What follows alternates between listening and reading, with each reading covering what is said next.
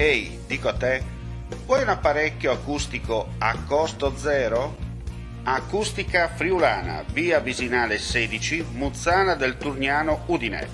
Telefono 334 27 67 731. Test dell'udito direttamente a domicilio, semplice e veloce. Pagamenti su misura. Non aspettare di non sentire. Campagna di prevenzione dei problemi uditivi. Acustica Friulana. Test dell'udito direttamente a domicilio, semplice e veloce. Un'occasione da non perdere.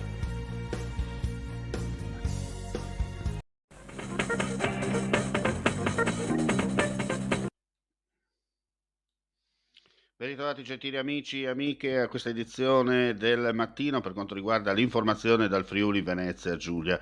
Dunque andiamo a vedere le ultimissime. Sinistro della strada verso le 6:20 di questa mattina lungo la strada regionale 251 Villotta di Chions. Violento scontro tra due auto. Sul posto la squadra dei vigili del distaccamento di San Vito al Tagliamento, i sanitari a bordo dell'ambulanza e anche l'elisoccorso.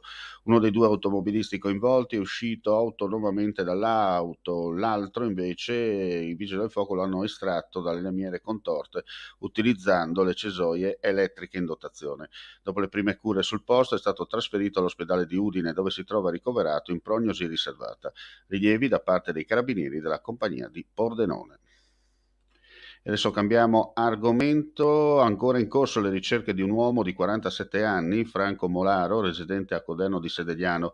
Era uscito da casa sabato pomeriggio per un giro in paese senza far rientro.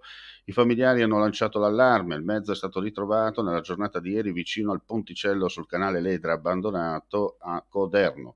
Sul posto stanno operando i vigili del fuoco con l'ausilio del nucleo sommozzatori per scandagliare le acque del canale assieme alle forze dell'ordine e alla squadra comunale della protezione civile. Allestito il campo base. Al momento non ci sono novità. Adesso andiamo a chiudere con una notizia di cultura.